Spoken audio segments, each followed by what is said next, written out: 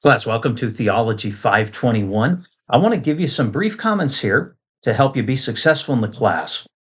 It is my prayer that this class will be a blessing to you intellectually and then also spiritually, so that you would grow in your mind, but also in your heart, draw closer to the Lord. Now, a couple things I want to go over here, and I don't want to take up too much of your time, but in this class, we're not going to be diving into many specific theological issues. You'll get more into those issues in Theology 525, Theology 530, eschatology, premillennialism, amillennialism, soteriology, debates on election and predestination, debates on the extent of the atonement, or Trinitarian debates in Theology 525. In this class, we're talking more about the different methods of theology, biblical, historical, systematic, philosophical, pastoral, or applied theology. Now, a couple things I would say. You need to very clearly, very carefully read all the assignment instructions. And in your papers, particularly the evaluation papers, in the instructions, it's stated that you need to incorporate academic sources, scholarly sources. 4 or 5 sources need to be cited. I like to see quotes in papers that demonstrate specific engagement with source material. And one thing I'll mention is that I do check to verify that quotes are authentic. We live in a day when a lot of students are using artificial intelligence to create their assignments.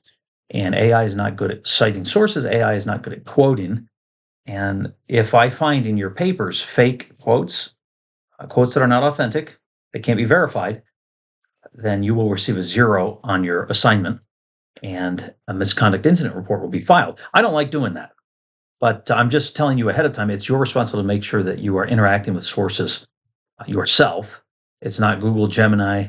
It's not ChatGPT that's engaging the sources for you. You are engaging those sources. So make sure you cite sources properly. Let's see here. Yes, like I said, we'll be looking at various theological methods. When you talk about these various methods, just one quick note. Students often look at the biblical theological method and say, well, biblical theology is just theology that's true. Well, that's one way to talk about it, but that's not what we mean in this particular course. You'll be using Putman's The Method of Christian Theology and Danny Akin and David Dockery's Handbook of Theology and a few other sources as well that you'll be engaging. Make sure you give yourself time to do the reading. Don't try to complete all the work last minute. Course assignments, you've got discussions, video discussions, theological approach exploration paper assignment, and that's more than 2,000 words. Theological procedures application project assignment. I will send out more information on that assignment in the future so that you have just a little bit better understanding of what's required in that particular assignment. But that does involve using Logos Bible software, which you should have. Theological case study, evaluation assignment. And again, in there, it does say that you're supposed to interact with academic sources. So again, ultimately, I hope that this class is a blessing to you. Theology is important. Theology matters in everyday life. It's not just some ivory tower academic pursuit that has no bearing on the Christian life.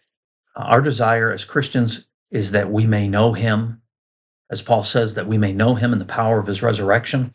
And Paul very clearly wanted us, as we see in Romans, he wanted us to have an academic understanding of God, to know him rightly. But that would then translate into our hearts, our souls, that our response to knowing God rightly, to learning more about God would be, as he says in the end of Romans 11, oh, the depth of the riches, both of the wisdom and the knowledge of God. How unsearchable are his judgments and his ways past finding out. He breaks out into doxology, because theology done rightly always leads to doxology.